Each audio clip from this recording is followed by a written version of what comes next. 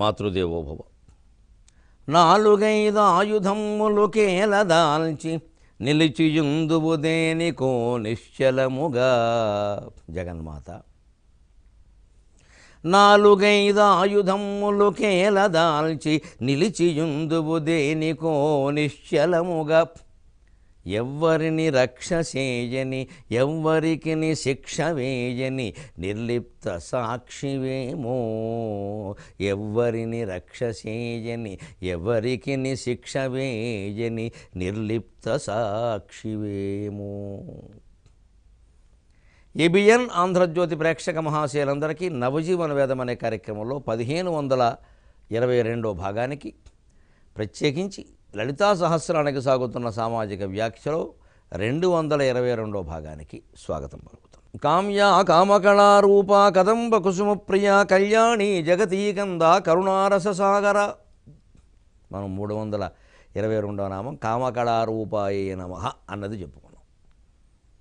ఆ రకంగా కేవలం అకారాత్మకంగా ఉండేటువంటి పరమాత్మ తేజస్సులో హకారాత్మకమైనటువంటి వాయురూప చలనాన్ని స్పందనని కలిగించిన శక్తిని విమర్శ శక్తి అంటారు. అదే సృష్టికి మూలం. అందుకే జగన్మాత ఆవిడ ప్రకృతి శక్తి. అందుకే రామచంద్రమూర్తి అక్కడేదో మౌనంగా ఎందుకు వచ్చిందిలే అన్నట్టుగా ఊరుకుంటే అమ్మవారు ఒక చూపు చూసింది అన్నారు. ఆ చూపులో అనేక అర్థాలు ఉంటాయి. ఆయన మనం అరణ్యానికి వచ్చింది అష్టాచెమ్మ ఆడుకోవడానికి కాదు, ఇక్కడ అవతార ప్రయోజనం అని ఒకటి ఉంది. అందుకని నీ పాత్ర ఏదో నువ్వు నిర్వహించు, నా పాత్ర ఏదో నేను నిర్వహిస్తా అని సూచన చేయడమే. ఇది మనకి లక్ష్మీనారాయణుల విలాసాల్లో, శివపార్వతుల విలాసాల్లో, పురాణ కథల్లో రకరకాల సందర్భాల్లో వస్తుంది. అందుకే ఇప్పుడు పురాణ కథల్ని ఈ తాత్వికమైనటువంటి విషయాలకి సంకేతాలుగాను ప్రతీకలుగాను మనం చెప్పుకుని వివరించుకుంటే బాగుంటుంది. లేకపోతే ఒట్టి పుణ్యాలు పాపాలకు సంబంధించిన కథలుగా మిగిలిపోతాయి. దానివల్ల ఏమీ ప్రయోజనం ఉండదు, మొక్కుబడిగా వినడం తప్ప. ఇప్పుడు 323వ నామం కదంబ కుసుమ ప్రియాయై నమః. ఇదివరకే చెప్పుకున్నాం కదంబ వనవాసిని. అలాగే ఇప్పుడు కదంబ కుసుమ ప్రియ. కదంబ కుసుములు అంటే కడిమి పువ్వులు. కడిమి పువ్వులు అంటే నీకు చాలా ఇష్టం అమ్మా, నీకు నమస్కారం. నీకు చాలా ఇష్టము అంటే నేను మళ్ళీ చెబుతున్నా ఒకసారి, ఆవిడని పట్టుకొచ్చి మొత్తం ఈ పూలతో నింపేయమని కాదు. రమణ మహర్షి ఆశ్రమంలో హెచ్ఎమ్మాళ్ళని ఒక ఆవిడ ఉండి, ఆవిడ ఒకసారి రమణ మహర్షితో చెప్పింది, హాల్లో సోఫాలో కూర్చుంటే, నేను 1,00,000 తులసి పూజ చేశానండి, ఎప్పటి నుంచో అనుకున్నాను 100 తులసి 1000 తులసి చేశాను, కానీ 1,00,000 తులసి చేయలేకపోయాను అనుకున్నానండి, మీ దయ వల్ల అది పూర్తయింది అంటే వెంటనే ఈయన అన్నట్ట, నా దయ వల్ల పూర్తయిందా అయితే ఈ పాపంలో భాగం నాకు కూడా ఉందా అన్నట్టు. అందరూ ఆలోచింతుడుగాక. రమణ మహర్షి ఇలా మాట్లాడారు. రమణ మహర్షి దివ్య జీవితం మకరందం అనే గ్రంథం చూసుకొని అందులో ఉంది. మొత్తం ఆయన జీవితము, ఆయన సంభాషణలు, రకరకాల కాలంలో జరిగిన విషయాలు అన్నీ కలిపి పెద్ద పుస్తకం వేశారు ఈ మధ్యన. నిమిషకవి పేర్రాజు గారి రచన దొరుకుతోంది, అందులో ఉంది. ఇది 1,00,000 తులసి మీ దయ వల్ల జరిగిందంటే ఇవ్వడమో, ఈ పాపంలో నాకు భాగం. అది పాపం ఎలా అవుతుందంటే, ఆ తులసి మొక్కలను అన్నిసార్లు గిల్లావు కదమ్మా, 1,00,000 సార్లు గిల్లావు కదా, నువ్వు గిల్లకపోతే నీ తరఫున ఇంకోళ్ళు గిల్లారు కదా, అలా నీ ఒళ్ళంతా గిల్లుకోపోయావా, నీకు ఆ బాధ తెలుసుండేది అన్నారు. అది భారతీయ ధర్మం, అది భారతీయ తత్వం. దయచేసి అర్థం చేసుకుందరు కాక. ఈ 1,00,000 తులసి, కోటి తులసి, కోటి కుంకుమ వెర్రి వేషాలు మానేయండి. బాగా పెంచేసుకోవడం దీన్ని బాగా. ఎందుకంటే బాగా మెగా ప్రోగ్రామ్ చేసేస్తే డబ్బులు బాగా వచ్చేస్తాయి, పేరు బాగా వస్తుంది, పత్రికల్లో పేరు వస్తుంది. ఇంక తర్వాత మన ఇష్టం వచ్చినట్టు వ్యవహరించచ్చు. ఇంకా ఎక్కడ జ్ఞానం సంపాదిద్దామనే ఆలోచన ఆధ్యాత్మిక రంగంలో చాలామందికి ఉండడం లేదు. కర్మకాండ ఎంతసేపు పెంచేస్తున్నారు దాన్ని. విష్ణుమూర్తికి తులసిమాల ఇష్టం అనేది కొంపలు అంటుకుపోయే వ్యవహారం అయిపోయింది అంతే. శివుడికి మారేడాకుల ఇష్టం కూడా అలాగే అయిపోయింది. మొత్తం గుండెండా మొత్తం మారేడు వానం పట్టుకొచ్చి పోసేయడం, చెట్లనే నాశనం అయిపోతుంది. ఒక వ్యక్తి అయితే, నేను పేరు చెప్పను కానండి, కన్నీళ్లు పెట్టుకుని నన్ను కోరాడమ్మా. ఈ మధ్య నేను నెల్లూరు పెడితే ఒక ఆయన కోరాడు, మారేడాకులు శివుడికి ఇష్టం లేదని చెప్పండి, మారేడాకులు గుళ్ళు వేస్తే పాపం అని కూడా చెప్పండి. అదేమిటయ్యా బాబు, అలా చెప్తే ఎలాగయ్యా, మారేడాకులు ఇష్టమని అంటున్నారు కదా, అందరూ అదే అంటున్నారు, మరి నేను పాపం అని ఎలా చెప్పండి. ఏం లేదండి, సోమవారం వచ్చిందంటే మా మారేడు చెట్టు ఉంచట్లేదండి, గోడ దూకి వచ్చి కోసుకెళ్ళిపోతున్నారండి, చెట్టు మొత్తం మూడైపోయింది సార్ అని చెప్పాడు అతని బాధ. అతను పైకి గోడ దూకొచ్చి కోసుకెడుతున్నారు, మా అనుమతి లేకుండా పాపం కదా అంటే, శివుడి కోసం పాపం చేసినా పర్వాలేదు, ధర్మశాస్త్రాలు వీరే రాసేస్తారండి. మన బుద్ధి ఎంతసేపు ఆలోచిస్తున్నట్టు దిక్కుమాలిన బుద్ధి. ఆ ఇష్టమైనదేదో ఆయనకి పారేద్దాం, మనకి ఇష్టమైనదేదో మనకి పారేస్తాడు. మన దరిద్రమే కావాలి ఎంతసేపు మనకి. శివుడికి మారేడాకు ఎందుకు ఇష్టం, విష్ణువుకి తులసి ఎందుకు ఇష్టం అని ఆలోచన చేయం మనం. విష్ణువు అలంకార ప్రియుడు, రకరకాల పూలదండలు వేస్తారు. ఆభరణాలు బంగారం పెట్టక్కల పూలదండలు వేయచ్చు. ఆ వేసినప్పుడు ఆ కారణంగా కొంత క్రిమి కీటకాలు చేరతాయి. పూలల్లో క్రిములు ఉంటాయి. ఆ క్రిముల వల్ల హాని జరగకుండా చివరిలో తులసిమాల వేయమన్నారు. ఒక్కటి ఆ తులసాకు తీర్థంలో వేస్తే ఆ తీర్థం మంచిది, యాంటీబయాటిక్, అది మనకు కూడా ఉపయోగిస్తుంది. ఒక్క దళం. 1,00,000 తులసి 1,00,000 తులసి ఏమిటి అతి కాకపోతే? అతే పెంచేసుకున్నాం మనం బాగా. ఇక అక్కడి నుంచి పోటీలు. వారు 1,00,000 తులసి చేశారట ఆ దేవాలయంలో, జనం బాగా వచ్చారట, బ్రహ్మాండంగా జరిగింది, పత్రికల్లో వచ్చింది, ఒక టీవీలోనూ ఆధ్యాత్మిక ఛానల్లో ప్రత్యక్ష ప్రసారం చేశారు వాళ్ళు దేవాలయం గురించి. అప్పటి నుంచి దేవాలయానికి జనం పెరిగారు. అంటే మొత్తం ఆలోచన మనం ఎంత కుళ్ళిపోతున్నామో దయచేసి ఆలోచించండి. జనం పెరగడం కావాలి, మనకి ధనం పెరగడం కావాలి. జనార్దనుడు అక్కర్లేదు, ధనంజీయుడు అక్కర్లేదు. జనం కావాలి, ధనం కావాలి. మొత్తం భక్తి మొత్తం నాశనం అయిపోతుంది. జనం కావాలి, ధనం కావాలి. తద్వారా భక్తి పేరు మీద ఈ కర్మకాండను ప్రోత్సహిస్తున్న వాళ్ళకి రాజకీయ రంగ ప్రవేశాలు కావాలి, వీళ్ళకి లేదా వీళ్ళ పిల్లలకి ఎంపీ సీట్లు కావాలి. ఎందుకంటే ప్రజల్లో ప్రచారం. ఇవన్నీ భగవంతుడు గమనించట్లేదా? ఒక్క దెబ్బ కుటుంబం మీద కానీ వ్యక్తి జీవితం మీద కానీ వేసేస్తే మళ్ళీ వీళ్ళు లేస్తారా? ఏం మోసం చేసేవరా ఇంతకాలం అని. కర్మకాండను ఇలా ప్రోత్సహించచ్చు అసలు, దాని తత్వం తెలియజేయిద్దా? అందుకని కదంబ కుసుమప్రియ అంటే దయచేసి కడిమి పూలు విపరీతంగా పట్టుకొచ్చి అమ్మవారి మీద పారేయకండి అమ్మ, చాలా తప్పది. దాన్ని పూజ అనరు, పారేయడం అని అంటారు. ఒక్క పువ్వు పెడితే పూజ, 10 పూలు వేస్తే పారేయడం అంటారు. ఒళ్ళు మండిపోతుంది ఆవిడకి కూడా. ఆ కడిమి పూల తోటలోకి మనం వెళ్ళాలి, దాన్ని అమ్మవారి ఆలయంగా భావించాలి. ఆ కదంబవనం మధ్యలోనే చింతామణి గృహంలో మహాపద్మాటవీ సంస్థాయే నమః అన్నట్టుగా ఆవిడ కూర్చుందని భావించాలి. ఇదంతా భావనాత్మకం. ఆ కడిమి పూలు ఆ తోటలో అలాగే ఉండాలి, ఒక్క పువ్వు కూడా మనం కొయ్యకూడదు. అప్పుడు ఆ దారిని వెళ్ళే ప్రజలందరూ ఆ సుగంధాన్ని ఆఘ్రాణిస్తారు. ఆ పుణ్యమంతా మనదే. పర్యావరణం బాగుంటుంది, ఆ పుణ్యమంతా మనదే. సమాజం బాగుంటుంది, ఆ పుణ్యమంతా మనదే. అసలు తోట పెంచడమే మేము పూజ కోసం పెంచాం అక్కర్లేదు, అలా చెప్పలేదు ఎక్కడ. పూజ కోసం తోటలు పెంచమని చెప్పాల, పర్యావరణం కోసం పెంచాలి, ప్రజలందరూ బాగుండడం కోసం పెంచాలి. దేవుడు నా కోసం తోటలు పెంచి నా నెత్తి మీద పారిపోయమని చెప్పలేదు ఎక్కడ. అసలు ఆ ప్రజలందరి కోసం అనేది మనకి నచ్చదండి. అసలు మనుషులంటే ఎంత ద్వేషమో మనకి. మనం చెట్లను ప్రేమిస్తాం, నదుల్ని ప్రేమిస్తాం, రాళ్లను ప్రేమిస్తాం, మనుషుల్ని ద్వేషిస్తామండి. చాలా ఆశ్చర్యకరమైన నాగరికత మనది. మనుషుల్ని ద్వేషిస్తాం. కులం పేరు మీద, మతం పేరు మీద, ప్రాంతం పేరు మీద, స్త్రీ పురుష భేదం పేరు మీద, ఆర్థికంగా ఉండడం లేకపోవడం పేరు మీద మనుషుల్ని ద్వేషిస్తాం. మనం అన్నిటిని ప్రేమిస్తాం. ఈ మానవ ద్వేషం ఏ వర్గాన్ని ద్వేషించినా మనం స్వర్గాన్ని ద్వేషించినట్టే లెక్క. ఏ వ్యక్తిని చిరకాలం ద్వేషించినా మనం మహాశక్తి అయిన అమ్మవారిని ద్వేషించినట్టే లెక్క. ఆ ద్వేషానికి కారణం ఎక్కడుందో మన లోపలికి వెళ్ళి మనమే వెతుక్కోవాలి. ఈ దుర్మార్గ ప్రవృత్తికి స్వస్తి పలకాలి. ఎందుకు ఆ వ్యక్తిని పదే విమర్శిస్తున్నాం మనం? ఎక్కడి నుంచి వచ్చింది ఈ ద్వేషం? పోనీ ఈ విమర్శ వల్ల ప్రయోజనం ఏదైనా ఉందా? వ్యక్తిగత విమర్శ, కులగతమైన విమర్శ, పార్టీగతమైన విమర్శ, అంతా పక్షపాత విమర్శే. రాజకీయ చర్చ జరిగితే ఒక పార్టీకి ఒకళ్ళని పిలుస్తారు, విచిత్రంగా ఉంటుంది నాకు. ఆయన ఎప్పుడు ఆ పార్టీ ఏం చేసినా సరే, మూర్ఖపు చర్య చేసినా సరే సమర్థిస్తాడు. ఇంకా చర్చ ఎందుకు? ఏం చర్చిస్తారు అందులో? దెబ్బలాడుకోవడం తప్ప. పైగా మీ పార్టీ వాళ్ళు ఇది చేశారంటే సమాధానం చెప్పడం, మీరు చేయలేదా అనేది దానికి సమాధానమా? మిత్రమా రుబురోలు పత్రమా? మీరు చేయలేదా అనేది దానికి సమాధానమా? నువ్వెందుకు చేసావయ్యా అంటుంటే ముందు నువ్వు ఎందుకు చేసావో చెప్పాలి కదా. అయితే ఇద్దరం తప్పు ఒప్పుకుందాం, వెళ్ళిపోదాం, ఇంకా చర్చల్లో పాల్గొనొద్దు. మళ్ళీ వాళ్ళే వస్తూ ఉంటారు. చూసిన మొహాలే చూడలేక ఇబ్బంది పడిపోతున్నాం. కాలక్షేపానికి జనం వింటారు, వీళ్ళు ఏదో వాగుతూ ఉంటారు ఇక్కడ. అదే సమర్థన. నిజమే, నా పార్టీ తప్పు చేసింది, నేను ఒప్పుకుంటున్నా అని చెప్పడండి ఒకడు కూడా. చెప్తే ఆయన పీకేస్తారు పార్టీలోంచి. అంటే ఆయన రాజకీయ అస్తిత్వం, ఆయన పదవి, ఆయన పీఠం. ఆలోచించండి దయచేసి, స్వార్థం ఎక్కడుందో, రాజకీయాలు ఎక్కడ కుళ్ళిపోతున్నాయో. మన పదవీకాంక్షలో కదా. నేను ఇందులో ఉన్నా లేకపోయినా మంచిది, ప్రజలు నాకు కావాలి, నేను నిజం మాట్లాడతాను అని మాట్లాడలేకపోతున్నాం. ఈ దొంగ ప్రవృత్తి నుంచి బయటపడ్డమేనండి నామావళి వ్యాఖ్యానము అంటే. వారిని చూసి వీరి పోటీ, వీరిని చూసి వారి పోటీ. మొత్తం పూల తోటలైనా నాశనం అవుతాయి, మామిడి చెట్లైనా నాశనం అవుతున్నాయి. ఎంత ఎక్కువ ఇస్తే అంత దేవుడికి ఇష్టమని ఎందుకు అనుకుంటున్నామంటే మనం అలాగే ఉంటాం కాబట్టి. కానీ అందుకోసం కాదు చెప్పింది.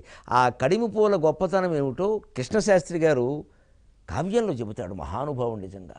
నేను ఒక గోపిక బృందావనంలో వేణుగానం విన్నాం అంటాడు ఆయన. ఆ మహాకవి తూర్పుగోదావరి జిల్లా చంద్రమాంపల్లి నివాసి చంద్రిక లాంటి కవిత్వాన్ని రాసిన మహానుభావుడు. వెన్నెల సరిపోదండి కృష్ణశాస్త్రి కవిత్వం ముందు. పున్నమి వెన్నెల సరిపోదండి.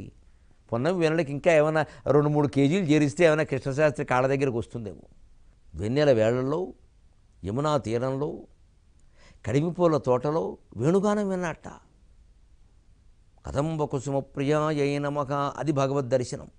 శరద శర్వరీ మధుర చంద్రిక, శరద శర్వరీ మధుర చంద్రిక, సూర్యసుతా స్రవంతిక, చారు వినీల వీచిక, ప్రశాంత నిశాపవనోర్మిమాలిక, చారిత నిపశాఖిక, కృశాంగిని గోపిక, నేను నేడు బృందారమణీయ సీమ, వినినారము మోహన వేణుగానమున్. ఎంత అద్భుతమైన మాట. ఇది భక్తి, ఇది భక్తి. నిజంగా భక్తి కావాలంటే ఇటువంటి పద్యాలు కంఠస్థం చేయండి, దేవుడి ముందు పాడండి. వెన్నెట్లో కనీసం మీ ఇంటి ముందు బాల్కనీలో కూర్చుని పాడండి. చంద్రుడు సంతోషిస్తాడు. చంద్రమాంపల్లిలో పుట్టి పెరిగిన మా కృష్ణశాస్త్రి గారు సంతోషిస్తాడు. తెలుగు తల్లి సంతోషిస్తుంది, తెలుగు సాహిత్యం సంతోషిస్తుంది. అది జీవితం. ఒక్కరోజు అలా గడపగలిగామా మనం? ఓ కుళ్ళిపోతున్నాం కోరికలతోటి. ఈ కోరికలతో దేవాలయాలు కూడా పెట్టేస్తున్నాం. శరద శర్వరీ మధుర చంద్రిక, శరత్కాలపు రాత్రివేళ మధురమైన వెన్నెల ఎలా ఉంటుందో ఆ వెన్నెలలో ఉన్నట్టే. మధురమైన వెన్నెల ఏమిటండి? మధురమైన మిఠాయి ఉంటుంది, మధురమైన పదార్థం ఉంటుంది. వెన్నెల మధురంగా ఉంటుంది, ఆ చూసిన వాడికి తెలుస్తుంది. కృష్ణశాస్త్రిలా ఆలోచిస్తే తెలుస్తుంది. ఈ ఆలోచన రావాలంటే కృష్ణుడైనా అయి ఉండాలి, శాస్త్రైనా అయి ఉండాలి. శాస్త్ర పాండిత్యము లేదు మనకి, కృష్ణుడు లాంటి అందమైన ఆలోచన లేదు. కృష్ణశాస్త్రి కవిత్వం మనం చదవలేదు, ఇంకేం ఆలోచిస్తాం?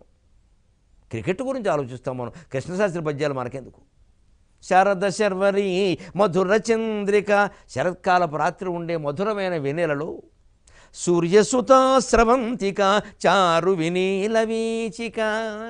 సూర్యసుత అంటే సూర్యుని కుమార్తె యమునా నది. స్రవంతిక అంటే నది. చారు వినీల వీచిక, యమునా నది యొక్క అందమైన ఒక పిల్ల కెరటం అలా ప్రవహిస్తూ ఉంటే ఎంత మనోహరమైన భావన. శరత్కాలపు రాత్రి, వెన్నెల రాత్రి, యమునా నదిలో ఒక పిల్ల కెరటం అలా ప్రవహించడమా, ఎంత అందమైన భావన. అమ్మవారు అక్కడ లేదా? ప్రశాంత నిశాపవనోర్మిమాలిక, చారిత నిపశాఖిక, ఆ పక్కనే కడిమి చెట్టు ఉందిట.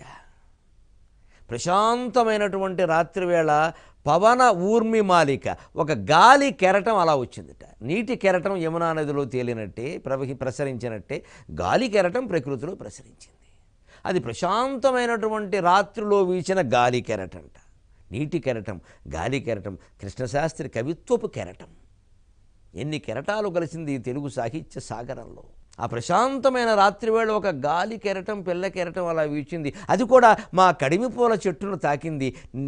చారిత నిపశాఖిక, ఆ కడిమిపూల కొమ్మ అలా అలా అలా ఉయ్యారంగా ఊగింది. చిరుగాలి రవళికిన్ పరవశించిన తీగ, నృత్యములను మించు నృత్యమేది అని సాగర భాషలో రాశాను నేను. చిరుగాలి రవళికిన్ పరవశించిన తీగ, నృత్యములను మించు నృత్యమేది. గాలి, పిల్లగాలి వీస్తుంటే, పూలతీగ కదులుతూ ఉంటే అంత అందమైన నాట్యాన్ని ఏ నర్తకీమణి చేస్తుంటే నేను ఎంతవరకు చూడలేదండి అని రాశాను నేను. ఆ నాట్యం ఎవరైనా చేయగలరా? ధమా ధమా ధమా అని బలలు వదలకూడడం తప్ప. గుండెల్ని కదిలించాలి కదా నాట్యం అంటే. కాళ్ళు చేతులు కదిలిస్తే ప్రయోజనం ఏంటండి? పాశ్చాత్య నృత్యాల్లాగా హృదయాన్ని కదిలించాలి. ఓ త్యాగరాజ సంగీతంలాగా, ఓ భరతనాట్యంలాగా, ఓ కూచిపూడి నాట్యంలాగా హృదయాన్ని కదిలించాలి. మనుషులు సరస్సులైపోవాలి, మనుషులు సంగీత పరవశులైపోవాలి. అప్పుడు హత్యలు జరగవు, అత్యాచారాలు జరగవు, ఆత్మహత్యలు అసలే జరగవు. జీవితం చాలా అందంగా ఉంటుంది తల్లి, జీవితం చాలా అందంగా ఉంటుంది. కృష్ణశాస్త్రి కవిత్వం చదివితే జీవితం చాలా అందంగా ఉంటుంది. అత్రేయ పాట వింటే, వేటూరి పాట వింటే, మా సీతారామ శాస్త్రి పాట వింటే జీవితం చాలా అందంగా ఉంటుంది. శాస్త్రి గారి పాట అయితే ఉత్తేజం కూడా కలిగిస్తుంది. అందుకే పద్మశ్రీ బిరుదు ఆయనకు వస్తే నేను ఒక ఊరికి సందేశం పంపించా, ధరకు పండుగ కాదా యథార్హ సత్క్రియలని. అర్హుడైన వాడికి సత్కారం జరిగితే భూదేవి పండుగ జరుపుకుంటుంది మిత్రమా అన్న. ధన్యోస్మి అని నా సోదరుడు నాకు తిరిగి సందేశం పంపించాడు. నా జీవితం ధన్యమైందండి మీరు అన్న మాటతో అని. అటువంటి వాడికి పద్మశ్రీ వచ్చిందంటే పరవశించిపోయాను నేను. ఇంకా ఆలస్యమైంది, ఎప్పుడో రావాలి.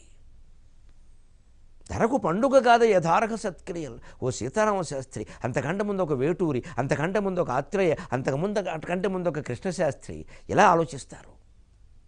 ప్రశాంత నిశాపవనోర్మిమాలికాచారిత నేపశాఖిక. ఆ ప్రశాంతమైన రాత్రివేళ ఒక పిల్ల కెరటం అలా గాలి కెరటం వేస్తే దానికి ఆ కొమ్మ ఊగిందిట. ఎంత అదృష్టమో! అటువంటి కొమ్మని, ఆ రెమ్మని, ఆ పువ్వుని గిల్లుతామా? ఇంతకంటే హత్య ఉందా? దేవుడి పూజ పేరు మీద మనం హత్యలు చేస్తున్నాం, పూలు కోసేసి హత్యలు చేస్తున్నాం. మనం హంతకులం. అందమును హత్య చేసడి హంతకుండా బుద్ధ దేవుని భూమిలో పుట్టినావు అని ఆక్షేపించాడు కరుణశ్రీ మన్నే పూలు కోసేవాడని. బుద్ధదేవుని భూమిలో పుట్టినావు, నీ బుద్ధింత పనికిమాలిందే అయిపోయిందేమయ్యా, అందమును హత్య చేసాడు హంతకుండా అన్నాడు. సౌందర్యాన్ని చూడలేక గిల్లేస్తున్నాం, దాన్ని గొప్పలు జోడిస్తున్నాం. ఎన్ని పూలైతే అంత గొప్ప, ఈ పువ్వు అయితే ఆ గొప్ప, ఈ పువ్వు అయితే ఆ గొప్ప, ఈ పువ్వు అయితే ఆ పాపం పోతుంది, ఈ పువ్వు అయితే ఆ పాపం పోతుంది. మనమే వ్యాఖ్యానాలు చేసేసుకుంటున్నాం. భారతదేశంలో పువ్వులకి పుష్ప విలాపాలు ఉండవని. భారతదేశంలో పువ్వులు ఏమైనా ఆకాశం నుంచి ఊడిపడ్డాయా? సో పువ్వు స్థానంలో ఉండి ఆలోచిస్తే కదా అది విలపిస్తుందో విలపించదో తెలిసేది. మన స్థానంలో ఉండి ఆలోచించినంతకన్నా మనకేది తెలియదండి, మన స్వార్థం తప్ప, మన దేహం తప్ప వేరే సందేహమే రాదు. అవతల స్థానంలో ఉండి ఆలోచిస్తే కదా మనకు తెలిసేది. ఆ పువ్వు నేనైతే, ఆ రెమ్మ నేనైతే, ఆ కొమ్మ నేనైతే, ఆ చెట్టు నేనైతే నా బిడ్డనికి వస్తే ఊరుకుంటానా నేను అని ఆలోచిస్తాను. భక్తి పేరు మీద వెర్రి పూజలు చేస్తున్న వాళ్ళలో ఒక్కళ్ళ మనస్సు మారినా నా వ్యాఖ్యానం ధన్యమేనట్టే. మనస్సు కావలసింది. పుష్పాలు కాదు, ఆకులు కాదు, బంగారాలు డబ్బులు అసలే కాదు.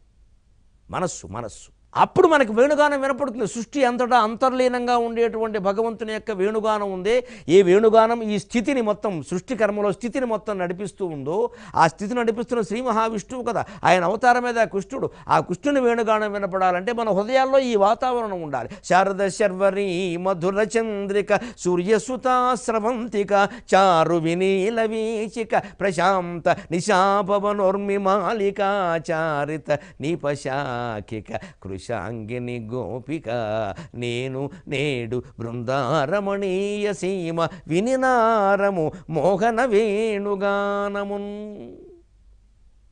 కృషాంగిని గోపిక అది చాలా ముఖ్యం. ఎందుకంటే యమునా నది ఉండొచ్చు, కడిమిపూల తోట ఉండొచ్చు, వెన్నెల రాత్రి ఉండొచ్చు, భగవంతుడి కోసం ఎదురు చూసే జీవుడు ఉండాలి కదా. ఆ జీవుడే కృషాంగిని గోపిక. నా కృష్ణుడు, నా దేవుడు అని ఏ జీవుడు దేవుడు కోసం ఏడుస్తాడో వాడల్లా ఒక గోపికి. వాడు పురుషుడా స్త్రీయా పెద్ద విషయం కాదమ్మా. మూడో నపుంసకలింగమైనా నష్టమేం లేదమ్మా. భగవంతుడికి అందరూ ఒకటే. కృషాంగిని గోపిక నేను అన్నాడు పక్కన. ఆ కవి ఇంత వర్ణన చేసిన కృష్ణశాస్త్రి గారు తనని తాను ఎంత తగ్గించుకున్నాడు అంటే, యమునా తీరాన్ని వర్ణించడానికి, నేపశాఖికని వర్ణించడానికి, వెన్నెల రాత్రిని వర్ణించడానికి, గోపికని వర్ణించడానికి 3 పాదాల 35 మాటలు వాడేసి కేవలం 2 అక్షరాలు నేను అని ఒక్కటి వాడాడు. దానికి చాలా ఎక్కువ బాధపడిపోయి ఉంటాడు ఆయన, అహంకారం అని. అంత సుకుమారమైన కవి. ఆ నేను అంత తగ్గించాడు ఆయన. శారద శర్వరి మధుర చంద్రిక సూర్యసుత స్రవంతిక చారు వినీల వీచిక ప్రశాంత నిశాపవనోర్మిమాలికా చారిత నిపశాఖిక కృషాంగిని గోపిక నేడు బృందారమణీయ సీమ వినినారము మోహన వేణుగానము. మేమంతా కలిసి బృందావనంలో వేణుగానం విన్నాం. సృష్టి అంతా అంతర్లీనమైన గానమే వేణుగానం. సృష్టిని నడిపిస్తున్న గానమే వేణుగానం. ఆ కర్త శ్రీకృష్ణ పరమాత్మ. అది కదంబ కుసుమ ప్రియాయై నమః. ఈసారి కడిమిపూల తోట కనబడితే దగ్గరికి వెళ్ళి దండం పెట్టుకోండి, 5 నిమిషాలు నిలబడండి. అది వెన్నెల రాత్రి అయితే మరింత సంతోషించండి. అది నదీ తీరం అయితే ఉప్పొంగిపోండి. అక్కడ గాలికి కదులుతున్న కడిమిపూల విన్యాసాన్ని గమనించండి. కదంబ కుసుమప్రియాయై నమః, కదంబ వనవాసిని అని అమ్మవారి నామాలు తలుచుకుని నమస్కరించండి. అది పుణ్యం, అది అనుభూతి.